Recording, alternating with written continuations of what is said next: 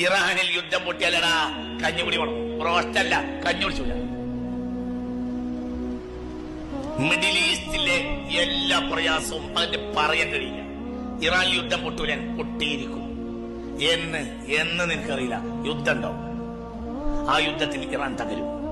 മുത്ത് മുഹമ്മദ് മുസ്തഫ ഇറാനുമായി യുദ്ധം നടക്കും. അത് പാമ്പം യുദ്ധമായിരിക്കും. ആ യുദ്ധത്തിന്റെ അവസാനം ഇറാൻ തകരും. പക്ഷെ ഇറാൻ മാത്രമല്ല തകര, മിഡിൽ ഈസ്റ്റിലെ അനവധി രാജ്യങ്ങൾ തകരും. ആര് പറഞ്ഞു? മുഹമ്മദ് മുസ്തഫ.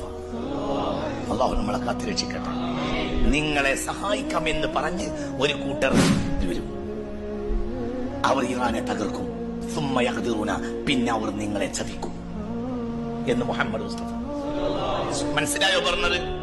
അവർ ഇറാനെ മാത്രമല്ല തകർക്കുക, അവർ കാരണം അറബ് ലോകം മുഴുവനും തകർന്നു. എല്ലാവരും പറയുന്നത് മഹ്ദി ഇമാം അടുത്ത് വരുന്നാണ്. മഹ്ദി ഇമാം വരുന്നല്ലടാ, ബെരണ്ടെന്ന് പറയണേങ്ങായി. മഹ്ദി ഇമാം വരുന്ന പറയുന്നേക്കാൾ നല്ല ബെരണ്ടെന്ന് പറയലാണോ?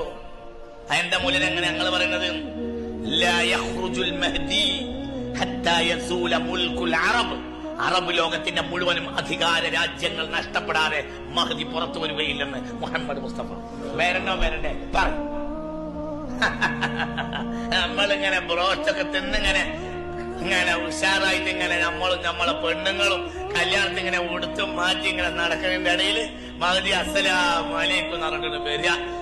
പോയണ പണിയൊക്കെ.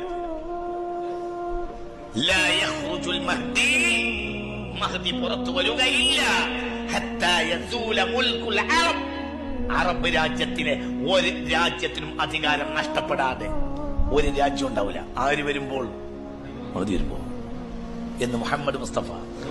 എനിക്ക് പറയാം, മഹ്ദി വരണോ വരണ്ടേ? വന്നിരിക്കും.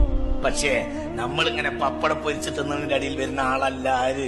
മഹ്ദി കഷ്ടപ്പെട്ട അവസാനം വരുന്ന ആളാ.